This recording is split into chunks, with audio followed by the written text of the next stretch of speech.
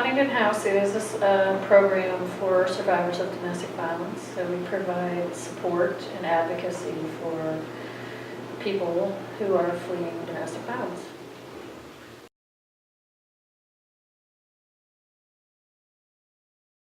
We rely a lot on the help of the community.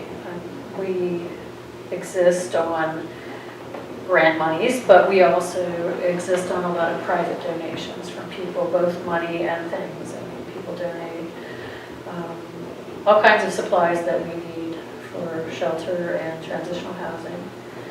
And so without private donations, we wouldn't be able to provide the services that we provide for survivors. Probably 75% of the women coming in have children coming with them, or their children are staying with a relative or a family member. We provide counseling, individual and group counseling. We also provide advocacy with them in other systems. You know, there's a lot of barriers out there for people who are trying to establish themselves outside of a violent relationship, and so we provide advocacy in all of the systems, criminal justice, human service systems, and other places out there. And it's important work in general to raise awareness about the status of women in our culture.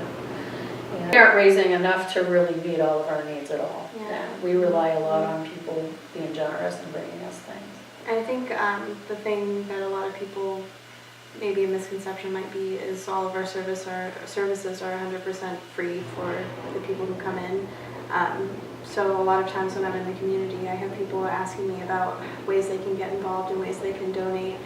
And the first thing that people usually say, they preface it by saying, well, I can't afford to make a big donation, but even the little ones, $1, $5, those also help. Everything helps. We definitely need everything people can do. And I've found Huntingdon to be a very generous community. We have a lot of people who provide all different kinds of support for us, and it's all really important to us being able to keep our doors open.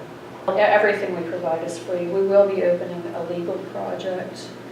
We're working right now to hire an attorney and a paralegal that will provide free civil legal services to people fleeing domestic violence. So we're really excited about that, but that service will also be free. There won't be any charge. The need is huge, and we aren't meeting all of the need.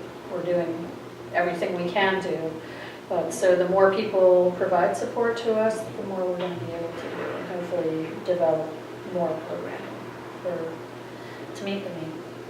Our message is to support survivors, and by that I mean support them in what their goals are.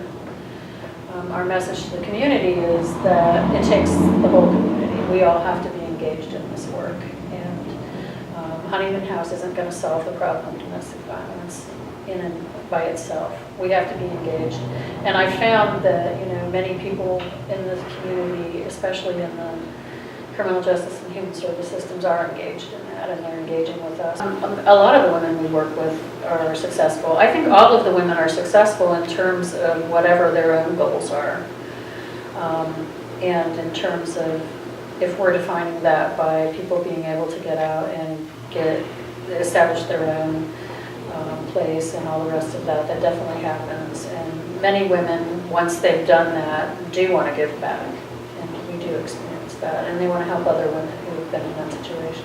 So that's one of the things we want to do, is foster that kind of support. We are working as a community to end domestic violence, so ultimately our goal is to be out of business. And hope that happens someday. We have a Facebook page that people can like, and we also have a website, which is www.huntingtonhouse.net. If somebody wanted to make a monetary donation, they could go to that website and do it through the website, or they could send a check in the mail to our P.O. box. If they wanted to come to our office building and make a donation, they can do that too, and a lot of people bring in-kind donations directly to the office. We also have fundraising events throughout the year that people can have a chance to volunteer at and bring donations as well.